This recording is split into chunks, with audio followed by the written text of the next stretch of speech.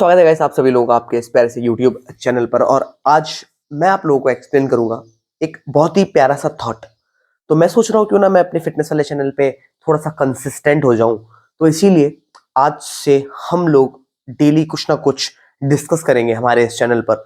तो देखो यार, जिम में जब मैं आज गया था ना, तो चेंजिंग रूम में मेरी एक भाई से बात चल रही थी।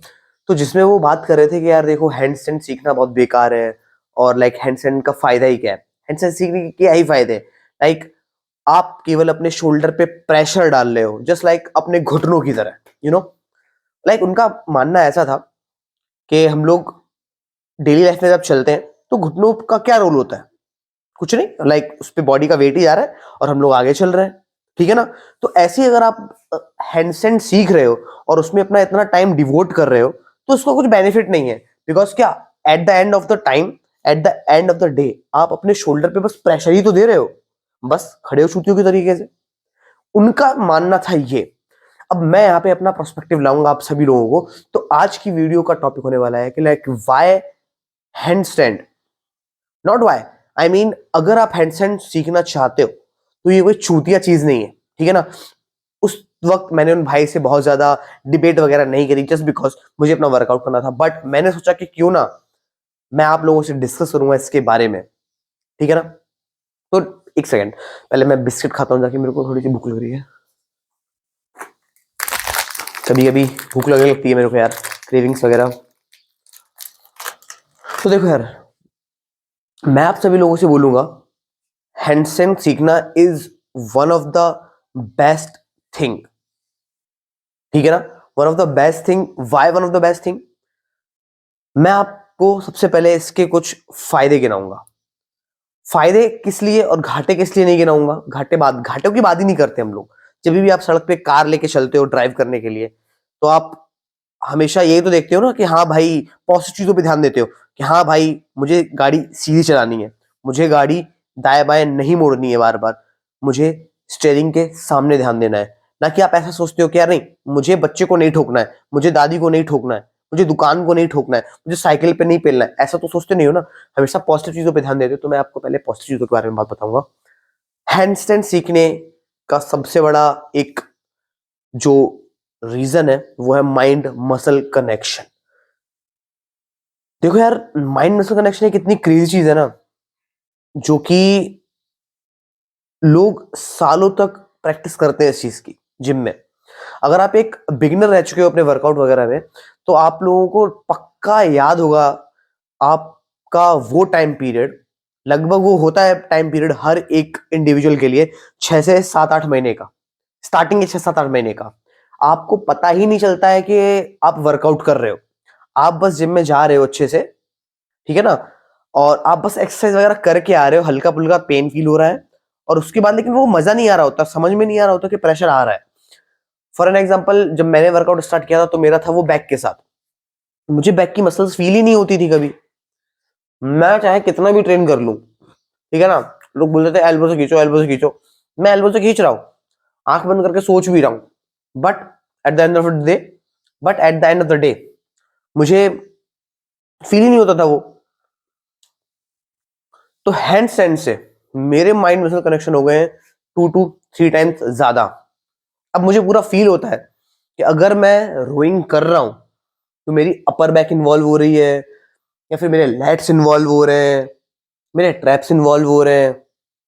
आप खुद सोचो ना, आप एक ठंडे दिमाग से सोचो, हम लोग ह्यूमन डिजाइंड है अपने पैरों से चलने के लिए, ठीक है ना। हम लोग पैर उठाते हैं, इधर जा रहे हैं, ओके, हम लोग उठा के इधर जा रहे हैं। और जब भी आप चल रहे होते हो तो आपकी सिर्फ थाइस या ग्लूट्स वर्क नहीं कर रहे होते, आपकी कोर ने आपकी अपर बॉडी को पूरा सपोर्ट किया हुआ है कि ये इधर ना गिर जाए, उधर ना गिर जाए। साथ ही साथ आपका जो लोअर बैक है और आपका जो बोन है, बैक बोन, उसने बॉडी को सपोर्ट किया होता है पीछे ना गिर जाए। समझ रहे हो आप? तो ये एक कंपाउंड मूवमेंट है आपका चलना पैरों से। वैसे ही अगर आप हाथों से चलना सीखते हो या फिर हाथों से बैलेंस बनाना सीख जाते हो, तो it is kind of a unique thing. आप अपने मसल्स पे एक डिफरेंट काइंड ऑफ कंट्रोल लेके आते हो, जो कि आपको बॉडी वेट एक्सरसाइज से मिलेगा ही नहीं। आपने बहुत सारे कैलिस्थेनिक्स आर्टिस्ट देखे होंगे, आई एम डैम श्योर, और उनकी बॉडी कितनी क्रेजी होती है आपको भी पता है। लाइक उनके बॉडी टेंडेंस वगैरह दिख रहे होते हैं। बहुत सारे लोग क्लेम भी कर सकते हैं कि वो लोग स्टेरॉइड्स वगैरह लेते हैं, दो ऐसा नहीं है। कैलिस्थेनिक्स आर्टिस्ट इतना ज्यादा बॉडी वेट एक्सरसाइज पे ध्यान देते हैं, अपने माइंड मसल कनेक्शंस पे ध्यान देते हैं, अपनी डाइट पे ध्यान देते हैं कि उनकी बॉडी उस तरह क्रिएट हो जाती है। तो अगर कोई इंसान ऐसा करके बोल रहा है कि हैंडस्टैंड सीखना फालतू है और हैंडस्टैंड सीखने के लिए जो भी आप टाइम डिवोट करते हो वो फालतू है, तो क्या ही बोला जा सकता है, कुछ बोल नहीं सकते हम।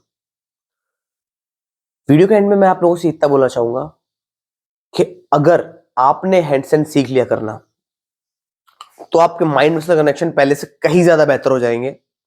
और प्लीज सीखो हैंडस्टैंड, प्लीज अपने माइंड मसल कनेक्शन को पहले से बेहतर करने के लिए। मैंने ऐसे भी बहुत सारे लोग देखे हुए हैं जिनको वर्कआउट करते करते हो गया 1.5 साल 2 साल, बट स्टिल उनकी एक्सरसाइजेस उतनी अच्छी नहीं है, स्टिल उनके माइंड मसल कनेक्शन उतने अच्छे नहीं है जितने अच्छे होने चाहिए। और इन वर्कआउट ये मैटर करता ही नहीं है कि आप कितने किलो उठा रहे हो, ठीक है ना। नहीं मैटर करता है कि आप चेस्ट प्रेस अगर कर रहे हो कि 25-30 किलो और 35 किलो ही उठाना चाहिए, आपको वर्कआउट करते हुए 2 साल हो गए, नहीं। आपके माइंड मसल कनेक्शन बहुत बेटर होने चाहिए, बहुत द बेस्ट होने चाहिए। कम वेट से भी बॉडी बनती है अगर आपके माइंड मसल कनेक्शन बहुत ज्यादा अच्छे होते हैं, ठीक है ना। और एक नया कॉन्सेप्ट है, नया कॉन्सेप्ट नहीं, like it is kind of my concept, you know. आपको इस कॉन्सेप्ट के बारे में मैं नेक्स्ट वीडियो में बताऊंगा, जिसमें आप अपने माइंड मसल कनेक्शन को ध्यान में रखते हुए, टाइम अंडर टेंशन को ध्यान में रखते हुए वर्कआउट करते हो, ठीक है ना। सो आई होप इतनी सारी इंफॉर्मेशन और इतनी सारी छोटी सी बात जो भी डिबेट मैंने अभी करी यहाँ पे, like why handstand is much important, जिसको भी अगर अभी भी कंफ्यूजन हो इस बंदे को कि हैंडस्टैंड क्यों सीखना चाहिए, तो इसको ये वीडियो पक्का सेंड करें। और हैंडस्टैंड वगैरह कैसे करते हैं मैं सोच रहा हूँ इसके बारे में मैं एक डिफरेंट सीरीज निकालूंगा, जिसमें मैं आप सभी लोगों को सिखाऊंगा कि हैंडस्टैंड वगैरह कैसे स्टार्ट कर सकते हो बिना इंजरीज को झेले। ओके, आप सुन रहे हो ना, बिना इंजरीज को झेले। बहुत सारे लोगों ने मेरे सामने हैंडस्टैंड स्टार्ट किया हुआ है, उनकी रिस्ट टूट गई है, उनका स्कैपुला चला गया है मेरी तरह। So don't worry about it, मैं आपको सिखाऊंगा, ऐसा कुछ नहीं होने वाला आप लोगों के साथ। तब तक के लिए बाय बाय, आप लोगों को मिलता हूं मैं फिर से एक नई वीडियो में।